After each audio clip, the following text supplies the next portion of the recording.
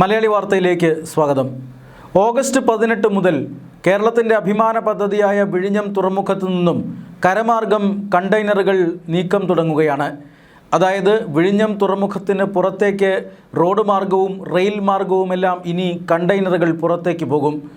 പ്രവർത്തനം തുടങ്ങി 18 മാസം കഴിഞ്ഞിട്ടും കണ്ടെയ്നറുകൾ അവിടെ തന്നെ ഇറക്കി അവിടെ തിരിച്ച് മറ്റ് കപ്പലുകളിലേക്ക് കടത്തിവിടുന്ന ട്രാൻസ്ഷിപ്മെൻറ്റ് പ്രവർത്തനമാണ് ഇതുവരെ വിഴിഞ്ഞം തുറമുഖം നടത്തിക്കൊണ്ടിരുന്നത്.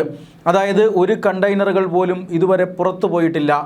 വലിയ കപ്പലുകൾ വരുന്ന കണ്ടെയ്നറുകൾ അവിടെ വിഴിഞ്ഞം തുറമുഖത്തിറക്കി മറ്റ് ഫീഡർ കപ്പലുകളിലേക്ക് കയറ്റി വിവിധ ഭാഗങ്ങളിലേക്ക് അയക്കുന്നു. ചെറിയ കപ്പലുകളിൽ ഇങ്ങോട്ട് വരുന്ന കണ്ടെയ്നറുകൾ ഇറക്കി വെച്ച് വലിയ കപ്പലുകളിലേക്ക് കയറ്റിവിടുന്നു. ഇങ്ങനെയുള്ള ട്രാൻസ്ഷിപ്മെൻറ്റ് പ്രവർത്തനങ്ങളാണ് വിഴിഞ്ഞം തുറമുഖം ഇതുവരെ നടത്തിക്കൊണ്ടിരുന്നത്. കാരണം വിഴിഞ്ഞം ഇന്ത്യയുടെ ഏക മദർ പോർട്ടാണ്. വലിയ വലിയ കപ്പലുകൾക്ക് അടുക്കാൻ കഴിയുന്ന ഏക തുറമുഖമാണ് വിഴിഞ്ഞം.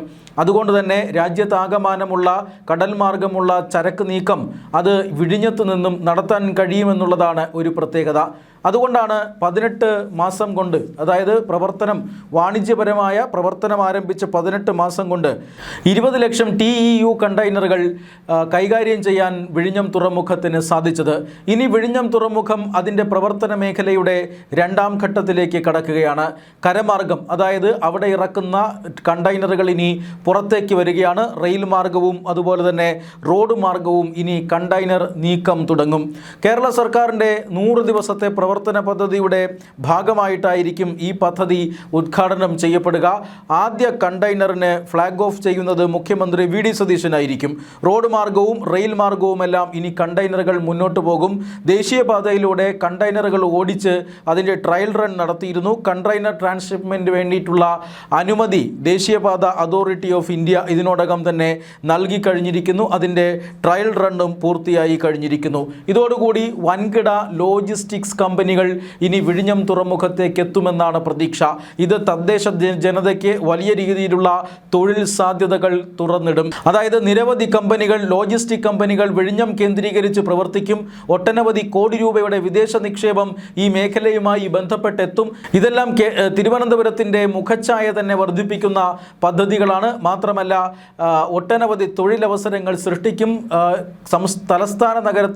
സംസ്ഥാനത്തിൻ്റെ തലസ്ഥാനമായ തിരുവനന്തപുരം നഗരത്തിൻ്റെ മുഖച്ഛായ തന്നെ മാറ്റുന്ന രീതിയിലുള്ള പ്രവർത്തനങ്ങൾക്കാണ് വിഴിഞ്ഞം തുറമുഖം ഇനി തുടക്കം കുറിക്കാൻ പോകുന്നത്. അതേസമയം തന്നെ ഈ ട്രെയിലറുകൾ പുറത്തേക്ക് വരുമ്പോൾ ആശങ്കയും നിലനിൽക്കുന്നുണ്ട് എന്നുള്ളതാണ്. കാരണം ദേശീയപാതയിൽ ഇപ്പോൾ തന്നെ ആവശ്യത്തിന് തിരക്കുണ്ട്. ആ സമയത്ത് അല്ലെങ്കിൽ തിരക്കേറിയ ഈ ദേശീയപാത, പ്രത്യേകിച്ചും ദേശീയപാത വികസനമൊക്കെ നടന്നു വരുന്നതേ ഉള്ളൂ. ആ ദേശീയപാതയിലൂടെ വൻകിട കണ്ടെയ്നറുകൾ യാത്ര ചെയ്യുമ്പോൾ ഉണ്ടാകുന്ന ബുദ്ധിമുട്ട്, ഗതാഗത കുരുക്ക്, അതൊക്കെ ഇനി ജനം അനുഭവിക്കേണ്ടിയിരിക്കുന്നു. അതിനനുസരിച്ചിട്ടുള്ള വികസന പ്രവർത്തനങ്ങൾ തുറമുഖത്തിന് പുറത്തെത്തിയിട്ടില്ല എന്നുള്ളത് ഒരു ന്യൂനതയാണ്. കാരണം റെയിൽ കണക്ടിവിറ്റി ഇതുവരെ അങ്ങോട്ടേക്ക് എത്തിയിട്ടില്ല. അതോടൊപ്പം തന്നെ റിംഗ് റോഡിൻ്റെ പ്രവർത്തനം അത് ഇതുവരെ പൂർത്തിയായിട്ടില്ല. അതോടൊപ്പം ദേശീയപാത നിർമ്മാണവും വളരെയധികം വേഗത കുറഞ്ഞാണ് പോയിക്കൊണ്ടിരിക്കുന്നത്, പുരോഗമിക്കുന്നത്. അതുകൊണ്ട് തന്നെ അടിസ്ഥാന സൗകര്യങ്ങളുടെ അഭാവം നിലനിൽക്കുമ്പോഴും കണ്ടെയ്നറുകൾ പുറത്തേക്കുള്ള അല്ലെങ്കിൽ കരമാർഗമുള്ള കണ്ടെയ്നർ നീക്കം വരുമ്പോൾ അത് ജനങ്ങളെ എത്രത്തോളം ബാധിക്കും എന്നത് കണ്ടറിയേണ്ടതാണ്. അതോടൊപ്പം തന്നെ ഈ വിഴിഞ്ഞം തുറമുഖവുമായി ബന്ധപ്പെട്ട 13,000 കോടി രൂപയുടെ വിദേശ നിക്ഷേപം, 49% ഷെയറുകൾ അത് മറ്റൊരു കപ്പൽ കമ്പനിക്ക് കൈമാറാനുള്ള ഒരു അനുവാദം, ആ അനുവാദം അല്ലെങ്കിൽ സർക്കാരിൻ്റെ അനുവാദം ചോദിച്ചുകൊണ്ടുള്ള കത്ത്, അതിൽ ഇതുവരെ സർക്കാർ തീരുമാനമെടുത്തിട്ടില്ല എന്നുള്ളത് മറ്റൊരു ആശങ്കയായി നിലനിൽക്കുകയാണ്. വിഴിഞ്ഞം തുറമുഖത്ത് വലിയ രീതിയിലുള്ള പ്രവർത്തനം, ഈ രാജ്യാന്തര മത്സരത്തിനൊത്ത് കിടപിടിക്കുന്ന രീതിയിലുള്ള ആധുനിക സജ്ജീകരണങ്ങൾ, ടെർമിനലുകൾ, ഇതൊക്കെ ഒരുക്കാനായി തീർച്ചയായും കോടിക്കണക്കിന് രൂപയുടെ നിക്ഷേപം ആവശ്യമാണ്.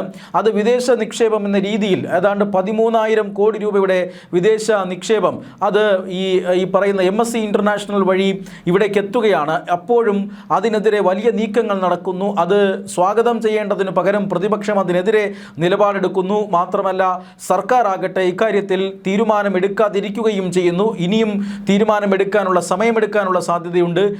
സർക്കാരിൻ്റെ ഈ തീരുമാനത്തിനെതിരെ ശക്തമായ രാഷ്ട്രീയ എതിർപ്പ് ഉയരാനുള്ള സാധ്യതയുണ്ട്. ഇതെല്ലാം ആശങ്കയായി തന്നെ തുടരുകയാണ്. ലോകത്തിലെ തന്നെ പ്രധാനപ്പെട്ട തുറമുഖങ്ങൾ എടുത്തു കഴിഞ്ഞാൽ അതിലൊന്ന് 5-10 തുറമുഖങ്ങൾ എടുത്തു കഴിഞ്ഞാൽ അതിലൊന്ന് വിഴിഞ്ഞമായിരിക്കുമെന്നുള്ളത് ഉറപ്പാണ്. അത്രമാത്രം പ്രധാനപ്പെട്ട ഒരു തുറമുഖമാണ് വിഴിഞ്ഞം. അന്താരാഷ്ട്ര തുറമുഖ ഭൂപടത്തിൽ ഈ വിഴിഞ്ഞത്തിൻ്റെ പ്രാധാന്യം വളരെ വലുതാണ്. അങ്ങനെ ഇരിക്കുമ്പോഴും ആണ് കേരളത്തിൻ്റെ ഭരണകൂടത്തിനോ പ്രതിപക്ഷത്തിനോ രാഷ്ട്രീയ നേതൃത്വത്തിനോ വിഴിഞ്ഞം തുറമുഖത്തിൻ്റെ പ്രാധാന്യത്തെക്കുറിച്ച് അറിയാത്ത വണ്ണമാണ് അവരുടെ പ്രവർത്തനം.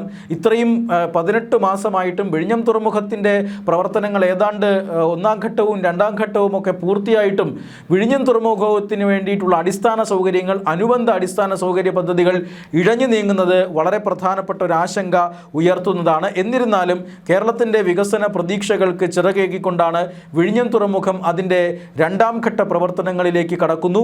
ഇതുവരെ ട്രാൻസ്ഷിപ്മെൻറ്റ് പ്രവർത്തനങ്ങളാണ് നടത്തിയതെങ്കിൽ ഇനിയിപ്പോൾ കരമാർഗവും കണ്ടെയ്നറുകൾ നീങ്ങിത്തുടങ്ങും എന്ന സന്തോഷ വാർത്ത പുറത്തു വരികയാണ്. മുഖ്യമന്ത്രി വി ഡി സതീശൻ ആദ്യ ട്രെയിലർ ഫ്ലാഗ് ഓഫ് ചെയ്യുമെന്ന് തുറമുഖ അധികൃതർ വ്യക്തമാക്കുന്നു.